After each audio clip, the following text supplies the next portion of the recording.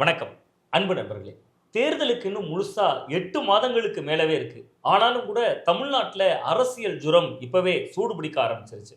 ஒரு பக்கம் பாஜகவுக்கு எதிரான போராட்டம்னு காங்கிரஸ் களைகட்டி இருக்கக்கூடிய நேரத்தில் மிக முக்கியமா தமிழ்நாட்டு அரசியல் களத்தில் கூட்டணி ஆட்சி என்பது போன்ற கோஷங்களும் இப்ப காங்கிரஸ் முகாமுக்குள்ள இருந்து அழுத்தமா கேட்க தொடங்குது. பல்வேறு அரசியல் சூழல்களுக்கு மத்தியில தான் பரபரப்பான இந்த சூழலுக்கு நடுவுல தமிழ்நாடு காங்கிரஸ் கமிட்டியினுடைய பொதுக்குழு உறுப்பினர் லாரன்ஸ் அவர்கள் நம்மோடு இருக்காங்க. அவர்கிட்ட தான் பேச இருக்கிறோம். வணக்கம் சார். வணக்கம் சார். இன்னைக்கு மிக முக்கியமான ஒரு அப்டேட் நடந்திருக்கு இந்திய அளவில். ஜிஎஸ்டியோட வரி குறைப்பு. அதுக்கு முன்னாடி இருந்த 5, 12, 18ன்னு இருந்த அந்த அளவு, 28 வரையும் இருந்த அந்த அளவு இன்னைக்கு 5, 18ன்னு குறைச்சிட்டாங்க. கிட்டத்தட்ட ஜிஎஸ்டியில் ஒரு பெரிய சீர்திருத்தம் அப்படின்னு இதை பார்க்குறாங்க. சைக்கிள் விலையும் குறைஞ்சிருக்கு, கார் விலையும் குறைஞ்சிருக்கு. கிட்டத்தட்ட அனைத்து தரப்பு மக்களும் பலன் பெற போகிறாங்க. இது மோடிக்கு ப்ளஸ்ஸாக அமைஞ்சிடதா? இந்த ஜிஎஸ்டி கடந்த 2017 ஜூலை மாதத்தில் இந்திய நாட்டில் இதை அறிமுகப்படுத்தினாங்க. இந்த ஜிஎஸ்டி அறிமுகப்படுத்தின பிறகு இந்தியா முழுக்க இருந்த சிறு குறு தொழில்கள் எல்லாம் அழிந்து போயிடுச்சு. அன்றைக்கே சொன்னாங்க, உங்களுடைய அடுக்குமுறை 5, 12, 18, 28, 40 என்கின்ற இந்த அடுக்குமுறை தவறான முறை, இது மக்களை வெகுவாக பாதிக்கும்னு சொல்லி எதிர்க்கட்சி தலைவராக இருக்கக்கூடிய ராகுல் காந்தி அவர்களும் முன்னாள் நிதியமைச்சராக இருந்த ப. சிதம்பரம் அவர்களும் பல முறை பல மேடைகளிலும் பாராளுமன்றத்தில் இதை எடுத்து சொன்னாங்க. ஆனால் யார் சொன்னாலும் கேட்க மாட்டோம் என்கின்ற நிலை கொண்ட ஒரு மத்திய அரசு அதுக்கு செவிமடுக்கல. ஆனால் என்ன நடந்தது? 2017 அது கொண்டு வந்து 2019க்கு பிறகு இந்த உலகமே சம்பிக்கக்கூடிய அளவில் கோவிட் வந்தது. இந்த மக்கள் எல்லாம் அடைபட்டு தனிமைப்படுத்தப்பட்டு மக்களையெல்லாம் நம்ம சிறைப்படுத்தினது போல வீட்டுக்குள்ளே இருக்க சொன்னோம். தொழில் செய்ய முடியலை, விவசாயங்கள் செய்ய முடியலை, எந்த விதமான மக்கள் நடமாட்டமும் இல்லாமல் அவங்க எல்லாம் அடைந்து இருந்தாங்க. அந்த நேரத்தில் கூட இந்த ஜிஎஸ்டியை இந்த கொடுங்கோல் ஆட்சி குறைக்கல. நீங்கள் அவங்க சொல்கிற வாதத்துக்கு நம்ம வந்துடுவோம். இப்போ சொல்கிறாங்க, நாங்கள் ஜிஎஸ்டியை குறைச்சிட்டோம், இந்த ஜிஎஸ்டியை குறைச்சதுனால ஒரு ஆண்டிற்கு 2.5 லட்சம் கோடி ரூபாயை இந்திய மக்கள் பயன்படைவாங்கன்னு சொல்கிறாங்க. நான் ஒன்று கேட்குறேன், இப்போது 2.5 லட்சம் கோடியை ஒரு மக்கள் வருடந்தோறும் பயன்படுவாங்கன்னா கடந்த 8 ஆண்டுகளாக கிட்டத்தட்ட 20 லட்சம் கோடி ரூபாயை இந்த மக்களை கசக்கி பிழிந்து இரத்தத்தை குடித்த காட்டேரி அரசாக தானே செயல்பட்டிருக்காங்க. இந்த பணத்தை பெற்றுக்கொண்டதுனால இந்தியாவில் என்ன முன்னேற்றத்தை இவர்கள் செய்திருக்காங்கன்னா செய்யலை. தேசம் நிறைய மறுகட்டமைப்பு செய்யப்பட்டிருக்கதா பார்க்கப்படுதில்லை சார். நிறைய சாலைகள், புதிய புதிய விமான நிலையங்களோட விரிவாக்கம்னு மாதிரியான வளர்ச்சி பணிகளும் இருக்குதானே? இல்லை, நீங்கள் அதை சொல்கிறீங்க, ஆனால் விரிவாக்கம் நடந்ததாக சொல்கிறீங்க. விரிவாக்கம் செய்து யாருக்கு கொடுத்துருக்காங்க? இன்னைக்கு இந்திய அரசாங்கத்திற்கு ஒரு ஏர்வேஸே இல்லை. சுதந்திர இந்தியாவில் இது எவ்வளோ பெரிய கொடுமை. இலங்கை போன்ற சிறிய நாடுகளிலேயே இன்னைக்கு அரசுக்கு சொந்தமான விமான ஊர்தி இருக்குது. ஆனால் இன்றைக்கு இல்லை. எந்த ஏர்போர்ட்? அதில் நம்ம மோடியை மட்டும் குறை சொல்லிட முடியுமா? கிட்டத்தட்ட 40 ஆண்டுகள் 50 ஆண்டுகள் காங்கிரசினுடைய கடந்த கால ஆட்சியும் இருக்குல்ல. காங்கிரஸ் ஆட்சி செய்த காலம் வரைக்கும் ஏர் இந்தியான்னு ஒரு நிறுவனம் இந்திய நாட்டுக்கு சொந்தமாக தானே இருந்தது. இந்த பொதுத்துறை நிறுவனத்தை இந்தியாவுக்கு சொந்தமான பொதுத்துறை நிறுவனமாக தானே இருந்தது. அது மக்களுக்கு பயனுள்ளதாக தானே இருந்துட்டு இருந்தது. இயங்கி இருக்கும்னா ஏன் மோடி கவர்மெண்ட் நீங்க சேவை மனப்பான்மை? பொதுத்துறை நிறுவனம் என்றாலே அதுல சேவை இருக்கணும். நீங்க இன்னைக்கு எடுத்துக்கிட்டீங்கன்னா நம்ம பகுதியில் இயங்கக்கூடிய பேருந்துகள் எல்லாம் லாபமா இயங்குதுன்னா இருக்காது, வாய்ப்பு இல்லை. இந்தியாவினுடைய மக்கள், ஏழை எளிய மக்கள், அவங்க சென்று பயணம் செய்வதற்காகவும் சென்று வருவதற்காக தேவைப்பட்டால் சேவையும் செய்யணும். அதுதான் அரசு. நஷ்டத்தை மட்டுமே கணக்கிலேயோ இல்லை லாபத்தை மட்டுமே கணக்கில் கொண்டு ஒரு அரசாங்கம் இயங்க முடியாது. பல துறைகளில் லாபம் ஈட்டுவார்கள், சில துறைகளில் கையிலிருந்து வைத்து கொடுத்து மக்களுக்கான சேவையை பணியார். அதுதான் பொதுத்துறை நிறுவனம். அதனுடைய நோக்கமும் அதுதான். ஆனால் உங்களுடைய பார்வையில் ஜிஎஸ்டி சீர்திருத்தம் மக்கள் கிட்ட மோடிக்கு செல்வாக்க உயர்த்தாதா? எங்களுக்கு என்னன்னா, காலம் கடந்த செயலாக தான் நாங்கள் அதை பார்க்குறோம். ராகுல் காந்தி அவர்களுக்கு வெற்றியாக தான் நாங்கள் அதை பார்க்குறோம். கடந்த காலங்களாக கிட்டத்தட்ட 8 ஆண்டுகளாக ஜிஎஸ்டியை நீங்கள் குறைங்க, இது மக்களுடைய வாழ்வாதாரத்தை கெடுக்கிறது, மக்களுடைய வேலைவாய்ப்பை கெடுக்கிறது, மக்களுடைய தொழில் தொடங்குவதற்கான வாய்ப்புகளை எல்லாம் நசுக்குகிறது என்று தொடர்ந்து ராகுல் காந்தி அவர்கள் பல்வேறு போராட்டங்களில் பாராளுமன்றத்திற்குள்ளேயும் பாராளுமன்றத்து வெளியும் களத்திலையும் நாங்கள் போராடி கண்டோம். ஆனால் இது செவிமடுக்கல்ல. இன்றைக்கு வாக்கு திருட்டு என்கின்ற ஒரு பெரிய குற்றச்செயலை தேர்தல் ஆணையமும் மோடி அவர்களும் கூட்டு சேர்ந்து செய்திருக்கிறாங்கன்னு உள்ளது ஆவணத்தோட பட்டவெளிச்சமாக இன்றைக்கு மக்கள் மன்றத்தில் ராகுல் காந்தி அவர்கள் கொண்டு வந்த பிறகு ஏழை எளிய மக்கள், கிராமத்து மக்கள் நினைக்கிறாங்க, ஓ இவ்வளவு பெரிய திருட்டை செய்துதான் இந்த தேசத்தில் இவங்க வெற்றி பெற்றார்களா 3வது முறையாக என்று திருடர்களை போன்று மக்கள் பார்க்க ஆரம்பித்து விட்டார்கள். இதை மடைமாற்றுவதற்காக இந்த நிழலில் இருந்து மாறி ஒரு சிம்பதியை மக்களிடம் பெறுவதற்காக தான் இன்றைக்கு ஜிஎஸ்டியை குறைத்ததாக ஒரு நாடகம் ஆடுகிறார்கள், குறைத்திருக்கிறார்கள். இப்ப நீங்க மிக முக்கியமான ஒரு குற்றச்சாட்டை சொல்றீங்க. நீங்க மக்கள் எல்லாம் வந்து விழிப்புணர்வு அடைஞ்சிட்டாங்க, ராகுல் அவர்களோட எழுச்சி மிகுந்த அந்த பயணம் அப்படின்லாம் குறிப்பிடுறீங்க.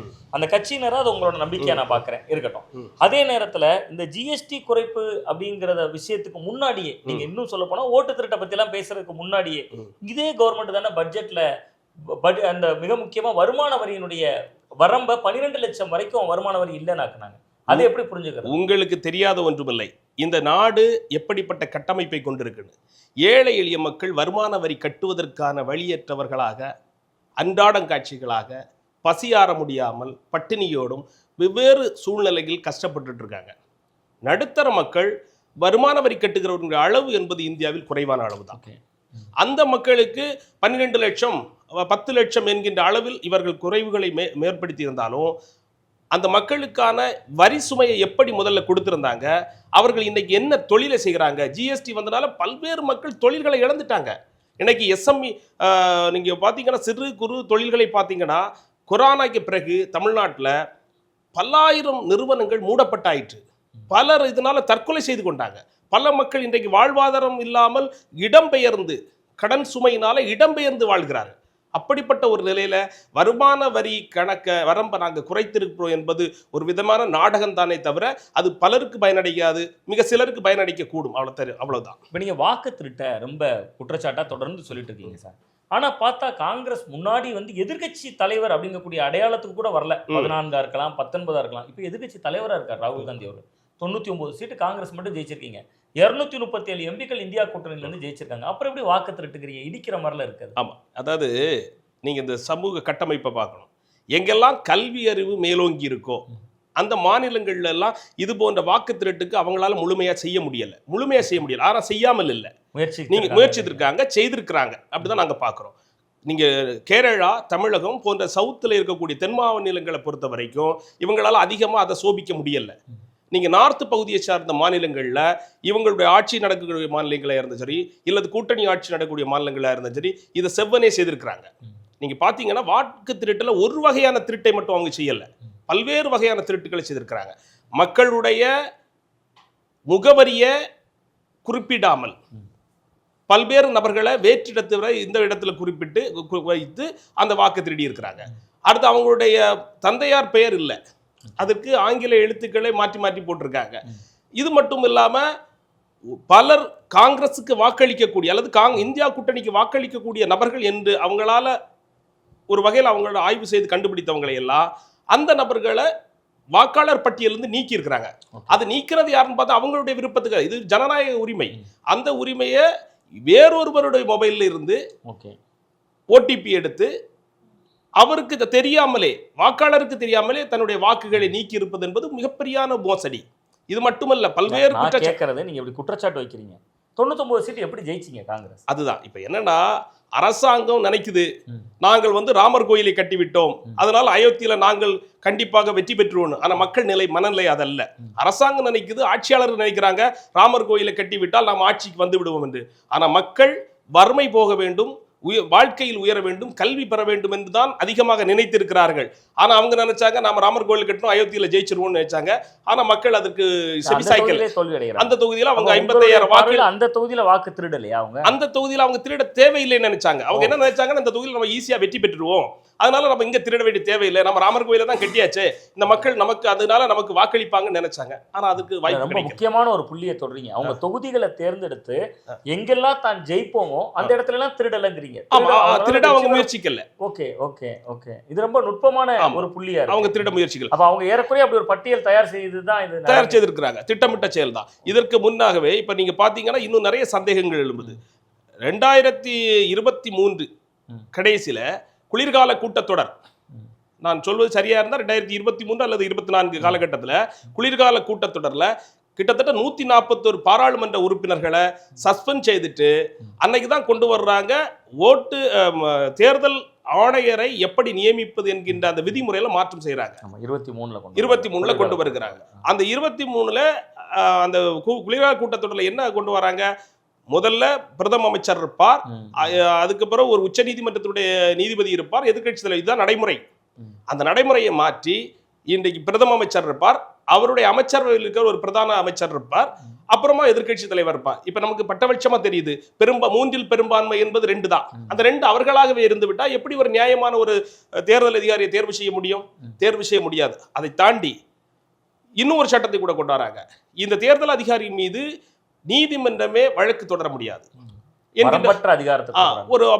அவரை வந்து ஒரு சவால் பண்றாங்க. ஆமா, ஒரு காட்டாட்சியை உருவாக்குறாங்க. அப்ப என்னன்னா, ஒரு தவறு செய்தா அவரை தண்டிக்க முடியாது, அல்ல நீதிமன்றமே கேள்வி கேட்க முடியாது என்கிற நிலையெல்லாம் ஜனநாயகம் இல்லை என்றுதான் அர்த்தம். சரி, இப்ப மிக முக்கியமா பார்த்தா மணிப்பூருக்கு போல பிரதமர் மணிப்பூருக்கு போலன்னு தொடர்ச்சியா பேசிட்டே இருந்தீங்க. காங்கிரஸ் தான் அது ரொம்ப அழுத்தமா பாராளுமன்றத்துல பேசினீங்க, பாராளுமன்றத்துக்கு வெளியே பேசினீங்க, போயிட்டாரே சார். இனி என்ன அரசியல் இருக்கு சார்? கடந்த 3 ஆண்டுகளாக பல்லாயிரம் மக்கள் படுகின்ற பாடு என்பது கொஞ்சம் நஞ்சமல்ல.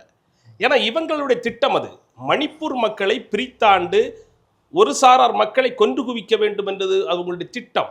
எப்போதுமே பாரதிய ஜனதா என்பதே கலவரத்தில் பிறந்த குழந்தை தான். நீங்க எங்க பார்த்தாலும் கலவரங்களை உருவாக்கி அந்த மக்களை கொன்று குவிச்சு அதுல குளிர் காய்ந்ததே தவிர, ஒரு பெரும்பான்மை சமூகத்தை அவங்க பக்கம் இழுத்துக்குவாங்களே தவிர, மற்றபடியாக அவங்க வந்து ஒரு நியாயமான அரசியலையோ ஒரு காந்தியை போன்ற அரசியலோ எல்லா மனிதர்களுக்கும் எல்லா தேவைகளும் நிறைவேற வேண்டும் என்கின்ற பார்வையில் பார்க்கிறவர்கள் அல்ல. அவங்களுடைய திட்டம் மணிப்பூர்ல ஒரு சமூக மக்களை அழித்தொழிக்கணும். அதற்கு அவங்க திட்டமிட்டு அந்த செயலை அரங்கேற்றினார்கள். அங்கே இருந்த இராணுவமாக இருந்தாலும் சரி, காவல்துறையாக இருந்தாலும் சரி, அந்த மக்களுக்கு எதிராக தான் செயல்பட்டார்கள். அவ்வளவு இருந்தும் உள்துறை அமைச்சரோ அல்லது பாரத பிரதமரோ அந்த இடத்துக்கு செல்லவில்லை. மக்கள், கோடிக்கணக்கான மக்கள் இந்தியா முழுக்க கேட்டாங்க, ஏன் பிரதம அமைச்சர் அங்கே போகல? அவர் போயிருந்த அந்த நிலையை மாற்றி இருக்க முடியும் அல்லவா? அங்கே வந்து ஆட்சியாளர்கள் வந்து இராணுவத்தை அமைத்து அங்கே மாற்றி இருக்கலாம் என்று நிறைய பேர் கேட்டாங்க. ஆனால் அவங்க யாருமே அதுக்கு செவிமடுக்கல. இப்போ 300க்கும் அதிகமான மக்கள் இறந்திருக்கிறாங்க. பல்லாயிரக்கணக்கான மக்கள் வந்து இடம்பெயர்ந்திருக்கிறாங்க. இன்றைக்கு ஒரு அசாதாரண சூழலிலிருந்து ஒரு அமைதி திரும்புது. எப்படி அமைதி திரும்புது? அங்க ஒரு பகுதி மக்கள், ஒரு சாரார் மக்கள் ஒதுக்கப்பட்டாச்சு. அதுக்கப்புறம் ராகுல் காந்தி அவர்கள் போகின்ற போது கூட தடை செய்யப்பட்டார். அது மட்டும் இல்ல, அங்க இருந்து எந்த கம்யூனிகேஷனும் இல்லை. இன்னைக்கு வந்து வலைதளங்கள்ல ஒன்றும் பார்க்க முடியாது, செய்தி சேனல்கள்ல ஒன்றும் பார்க்க முடியாத அளவிற்கு அதை வந்து ஒரு தனிமைப்படுத்தின ஒரு மாநிலமாக வைத்து அந்த மக்களை கொண்டு குவித்தாங்க. இன்றைக்கு ஒரு மக்களை திருப்திப்படுத்துவதற்காக, உலக நாடுகளை ஏமாற்றுவதற்கு, பத்திரிகையாளர்களை ஏமாற்றுவதற்காக மோடி ஒரு திட்டமிட்டு ஒரு மேனிஃபுலேட் பண்ண ஒரு கூட்டத்தை அங்கே உருவாக்கி தான் அதை செய்திருக்கிறாரே தவிர, இது வந்து இந்த நாட்டின் மீது உள்ள அக்கறையோ அந்த மக்கள் மீது உள்ள அக்கறையால் சென்றது மாதிரி என்னால் பார்க்க முடியும். தமிழகத்துல கூட்டணி ஆட்சி கோஷம் அண்மை காலமா ரொம்பவே ஒலிக்க தொடங்குது. சும்மா இருந்த காங்கிரஸும் திடீர்னு வண்டியில ஏறிட்டீங்க. நீங்க இவ்வளவு நாள் பாஜக தான் கேட்டுட்டு இருந்தாங்க அதிமுக கிட்ட, இப்ப என்னன்னா எங்களையும் சேர்த்துக்கங்க, நீங்களும் திமுக தோல்ல ஏறி உட்கார்ந்து சார். இது ஒரு ஜனநாயக உரிமை சார். ஓகே, ஒரு இயக்கங்கள் என்பது நாங்க வந்து சித்தாந்தத்தின் அடிப்படையில் ஒரு ஒற்றை கருத்தோடு இயங்கக்கூடிய இந்தியா கூட்டணி, மதசார்பின்மை, சமூக நீதி அடிப்படையில் நாங்கள் ஒரு கூட்டணியை வகுத்திருக்கிறோம். இன்னைக்கு கடந்த காலங்களை விடவும் காங்கிரஸ் ஆட்சி அதிகாரத்தில் இருந்திருக்கு, சிறப்பான ஆட்சியை கொடுத்திருக்கிறோம். கர்மவீரர் காமராஜருடைய ஆட்சி என்பது இன்றைக்கு உலகம் போற்றக்கூடிய ஆட்சியாக இருக்கிறது. இன்னைக்கு எந்த கட்சிகள் உதயமானாலும் அந்த கட்சி காமராஜரை கொள்கை தலைவராக வைக்கலைன்னா அந்த தமிழகத்தில் சோபிக்க முடியாது என்கின்ற நிலைதான் இன்றைய வரைக்கும் இருக்கிறது. முக்கியமான புள்ளியை தொடங்கி விஜய் கூட கொள்கை தலைவர்கள் வச்சிருக்க முடியும். யாராக இருந்து நம்ம மாவட்டத்தில் பல பகுதிகளில் பாரதிய ஜனதாவினுடைய விளம்பர பலகையில் கூட காமராஜருடைய படம் பொறிக்கப்பட்டது. நான் வந்து ஒரு செய்தியாளராக பொன் ராதாகிருஷ்ணன் அவர்கள் வீட்டுக்கு போயிருக்கும் போதே காமராஜர் கூட எடுத்த ஒரு இளவயது போட்டோ அவர் வச்சிருப்பாரு. அதில் பார்த்துருக்கேன். ஆமா, காமராஜர் இல்லாம யாராலும் தமிழகத்துல வந்து அரசியல் உலாவ முடியாது. அந்த அளவிற்கு காமராஜர் நல்லாட்சி கொடுத்திருக்கிறாரு. அப்படிப்பட்ட ஒரு காங்கிரஸ் கட்சி சில காலங்களில் ஒரு கொள்கை ரீதியாக மாற்றுக் கொள்கை மக்கள் விரும்பியதன் காரணமாகவும், பல்வேறு பொய் குற்றச்சாட்டுகள் காங்கிரஸுக்கு மேல் வந்ததன் காரணமாகவும், ஒரு அகில இந்திய கட்சி என்கின்ற பார்வை இருந்ததன் காரணமாகவும் கொஞ்சம் நாங்கள் வந்து தொய்வடைந்தோம். இன்றைக்கு வீறு நடை போட்டு காங்கிரஸ் கட்சி ராகுல் காந்தியினுடைய பாரத் ஜோடோ யாத்திரை ஒற்றுமை பயணத்திற்கு பிறகு, தலைவர் செல்வப்பிரந்தைக்குடைய வருகைக்கு பிறகு இன்றைக்கு காங்கிரஸ் கட்சி வீறுநடை போட்டு தமிழகம் எங்கும் கிராம கமிட்டிகளை அமைத்து ஒரு புத்துணர்வோடு சிறப்பாக மக்கள் இன்றைக்கு காங்கிரஸில் இணைந்து பயணிக்கக்கூடிய அளவிற்கு வலுப்பெற்றிருக்கு. அப்போ எங்களுடைய வளர்ச்சியின் அடிப்படையில் நாங்களும் வந்து எங்களுடைய எண்ணிக்கையிலான போட்டியிடுவதற்கான இடங்களை அதிகரித்து கேட்பது என்பது ஒரு ஜனநாயக உரிமை. அது மட்டும் இல்லாமல் அதிகாரத்தில் பங்கு என்கின்ற பார்வை வந்து அதுதான் ஒரு சமூக நீதி. அது நாங்கள் ஒரு கோரிக்கையாக வச்சிருக்கிறோம். அது நீங்கள் இப்போ முக்கியமான இடம் இது. 2006 2011 மைனாரிட்டி திமுக 96 சீட்டு தான் ஜெயிச்சாங்க. அப்பயே கேட்கலையே. எங்களுக்கு வந்து அதிகாரமோ ஆட்சியோ மட்டுமல்ல எங்களுடைய நோக்கம். ஒரு சிறந்த ஆட்சி வழங்கணும், அதுக்கு நாம அந்த ஆட்சிக்கு துணையாக நிற்கணும். அன்றைய காலங்களில் கலைஞர் ஆட்சி நடந்துபட்ட காலங்களில் நாங்கள் அவருக்கு துணையாக நின்றுருக்கிறோம். எங்களுக்கு வந்து அதிகாரம் பெறுவது மட்டுமல்ல நோக்கம். அன்றைக்கு நல்ல ஆட்சி நடக்கணும்னு விரும்பினோம், அந்த ஆட்சியை கொடுத்தார்கள், அதுக்கு கூட நாங்கள் அடி சிறந்து நின்றோம். இன்றைக்கு வந்து நாங்களும் வந்து அந்த ஆட்சி அதிகாரத்தை செலுத்துவதற்கு காங்கிரஸ் ஆகிய எங்களுக்கும் வாய்ப்பு வேணும்னு கேட்கறது ஒரு ஜனநாயக உரிமை. எங்கள் தலைவர்கள் ராகுல் காந்தி அவர்கள் முடிவெடுப்பார்கள். நாம் அந்த கூட்டணியில் இருக்கிறோம், அந்த கூட்டணியில் நம்ம ஆட்சி அதிகாரத்தில் பங்கு கேட்பதா, அமைச்சர்களை பெறுவதா, அமைச்சரவையில் இடம் பெறுவதா என்கின்ற நிலையை எங்கள் ராகுல் காந்தி அவர்கள் ஒரு முடிவெடுப்பார்கள். அதற்கு ஏற்று தலைவணங்கி நாங்கள் எல்லாரும் ஒற்றுமையாக செல்வதற்கான திமுக கூட்டணி ஒரு வலுவான கூட்டணி, மத சார்பற்ற அணி, அதுல எந்த சிக்கலும் இல்லை, அது நல்லா இருக்கு.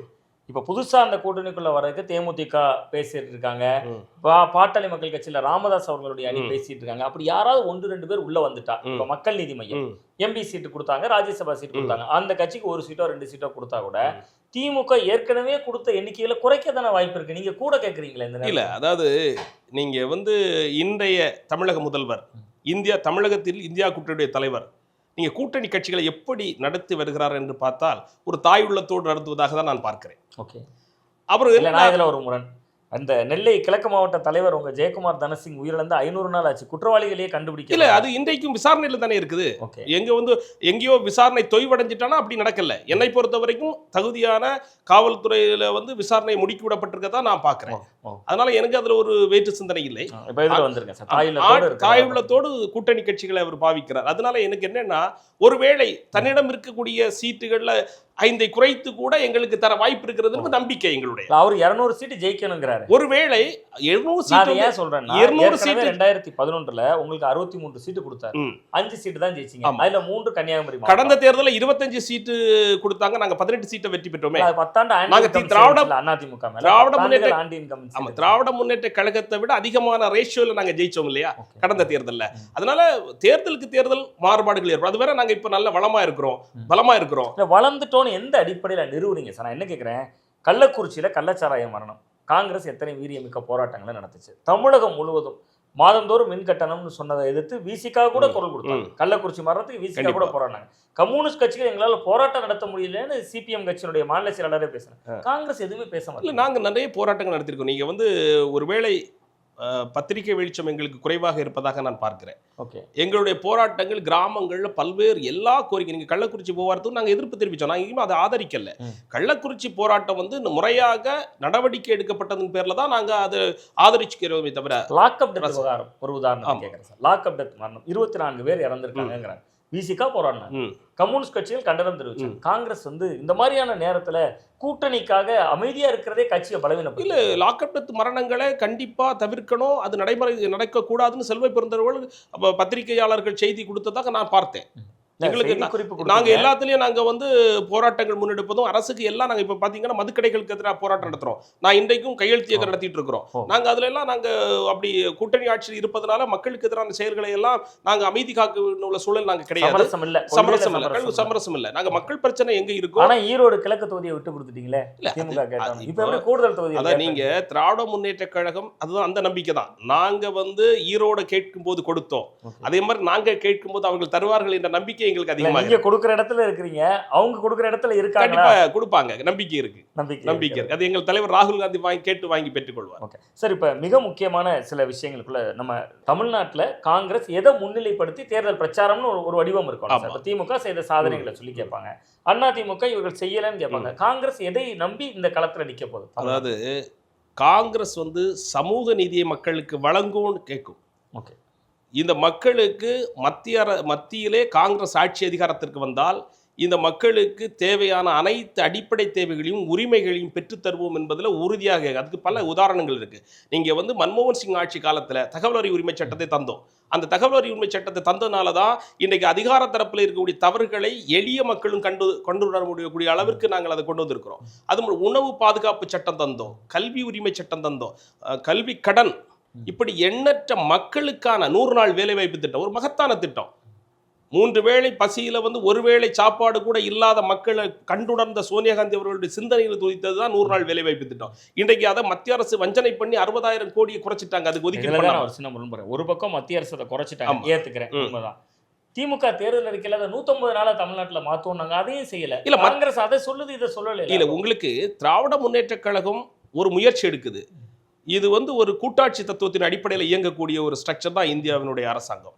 எங்களுக்கு தமிழகத்திற்கு வர வேண்டிய நிதியை இன்றைக்கு மத்திய அரசு முழுமையாக தரல. நீங்கள் பார்த்தீங்கன்னா ஜிஎஸ்டியில் கிடைக்க வேண்டிய அந்த நிதியை கூட கொடுக்கல, வஞ்சனை பண்ணுறாங்க. மக்களாட்சி செய்யணும், மக்களுக்கு தேவைகளை பூர்த்தி பண்ணணும், பேரிடர் காலம் வந்து அந்த பணங்களை செலவிடணும், இங்கே வேலை அரசு வேலையில் இருக்கவங்களுக்கு ஊதியம் கொடுக்கணும், கல்வியை உயர்த்தணும், சுகாதாரத்துறையில் மேம்படுத்தணும், இதற்கெல்லாம் பணம் தேவை இருக்குது. இந்த பணங்களை எல்லாம் இந்த மத்திய அரசு தான் ஆளாத மாநிலங்களில் மக்களை அந்த தனக்கு ஒத்து வராத அத்தனை முதலமைச்சர்கள் இருக்கக்கூடிய மாநிலங்களில் வஞ்சனை செய்கின்ற விதமாக அந்த நிதிகளை கொடுப்பதில்லை, அதில் வஞ்சிக்கிறாங்க. மிக முக்கியமான விஷயம் சொன்னீங்க சார், கல்வி நிதி மறுப்பு. இப்போ நம்ம தமிழ்நாட்டில் இருக்கக்கூடிய பிரதான பிரச்சனை. நேற்று கூட மத்திய கல்வி அமைச்சர் தர்மேந்திர பிரதான் வந்து சொல்றாரு, திமுக கொள்கை ரீதியாக எங்கிட்ட சண்டை போட்டே இருக்காங்க, அதனாலதான் அந்த நிதியை கொடுக்க முடியல அப்படிங்கிறார். இப்போ தமிழ்நாட்டில் மும்மொழி கொள்கையை அமல்படுத்தணும் அப்படிங்கிறதுல பாஜக தீவிரமா இருக்காங்க. எப்படி பாக்குறீங்க சார்? ஏன்னா நீங்களும் ஒரு காலகட்டத்தில் மும்மொழி கொள்கையை திணிப்பதற்கு முயற்சி பண்ணி துரத்தப்பட்டவர்கள். காங்கிரஸ் சொல்றேன் 1967. என்னை பொறுத்த வரைக்கும் காங்கிரஸ் எப்போதுமே இந்திய மக்கள் மீது எந்த சுமையும் திணித்ததில்லை. ஒரு காலகட்டங்களில் ஹிந்தியை கொண்டு வருவதற்காக முயற்சித்தது உண்மைதான். ஆனால் அதை இந்த மக்கள் ஏற்றுக்கொள்ளல, அவர்களுடைய மொழிக்கு பாதிப்பு ஏற்படும் என்று உணர்கிறார்கள் என்கின்ற போதெல்லாம் நாங்கள் பின்வாங்கிக்கிட்டோம். அதில் வருத்தமும் படலை. நீங்கள் நீட்டு கொண்டு வர்றதாக சொன்னாங்க. நீட்டு வந்து எந்தெந்த மாநிலங்களுக்கெல்லாம் தேவையில்லை என்று உணர்கிறார்களோ அவர்கள் எடுத்துக்கொள்ள வேண்டாம் என்கின்ற நிலையும் நாங்கள் எடுத்தோம். அப்ப எங்களுக்கு மக்களுக்கு சுமை இல்லாத மாநில உரிமைகளை நாங்கள் முழுமையாக கைப்பற்றுவது கிடையாது. இப்ப நீங்க பாத்தீங்கன்னா நிதி, இப்போ கல்விக்கு நிதி வழங்கல, ஆனா முதலமைச்சர் சொன்னால் நீங்க நிதி கொடுக்காவிட்டாலும் நாங்கள் எப்படியாவது அந்த நிதியை சரி செய்து முறையான நல்ல கல்வியை கொடுப்போம் என்று கொடுத்து கொண்டிருக்கிறார். ஆனா இது ஒரு காட்டாட்சி, இது ஜனநாயகத்துக்கு எதிரான ஒரு ஆட்சி ஆனதால் தான் அவங்க மிரட்டுறாங்க. என்ன, நாங்கள் வந்து மூன்றாவது மொழியாக நீங்கள் ஹிந்தியை எடுத்துக்கொள்ளலைன்னா நாங்கள் உங்களுக்கு தேவையான பணத்தை அனுப்பி தர மாட்டோம்னு சொல்கிறாங்க. இதை எதிர்கொள்வோம், இதை மக்கள் எதிர்கொள்வார்கள். இந்த ஆட்சி, அதனால தான் பாரதிய ஜனதா இங்கே வந்து ஒரு அக்கௌண்ட் ஓப்பன் பண்ண முடியாத நிலைமைக்கு இன்னைக்கு இருக்கு. இன்னும் அவர்கள் சம்மட்டி பக்கம் பாஜக கணக்க தொடங்கலங்க. 2014 பாராளுமன்ற தேர்தலில் தனித்து போட்டியிட்ட காங்கிரஸோட ஓட்டு சதவீதம் 4.4%. அண்மையில் நடந்து முடிந்த நாடாளுமன்ற தேர்தலில் பாஜகவோட ஓட்டு சதவீதம் 11%. பாஜகவை மட்டும் சொல்றேன். அதுதான் சார் இப்போ மிகப்பெரிய சந்தேகமே அங்கதான். 11 விழுக்காடை அவர்கள் எவ்வாறு பெற்றார்கள்? எத்தனை % வாக்குகளை திருடினார்கள்? அண்ணா திராவிட முன்னேற்றத்துடைய வாக்குகளை எப்படி கைப்பற்றினார்? இப்படி நிறைய கேள்விகள் அதற்குள்ள இருக்கு. இவங்க வந்து பாரதிய ஜனதா தனிச்சு நின்று 11% வாக்குகள் என்பது அது முற்றிலும் முறைகேடாக தான் இருக்க முடியுமே தவிர இந்த மக்கள் அளித்த வாக்குகளாக இருக்க வாய்ப்பே இல்லை. நிறைய விஷயங்கள் பேசுனீங்க, மனம் திறந்து பல கேள்விகளுக்கு பதில் சொன்னீங்க. உங்க நிறைவான நேரத்தை ஒதுக்குனீங்க. மீண்டும் நல்ல ஒரு நேர்காணல்ல உங்களை சந்திக்கிறோம். ரொம்ப நன்றி, வணக்கம். அப்படியே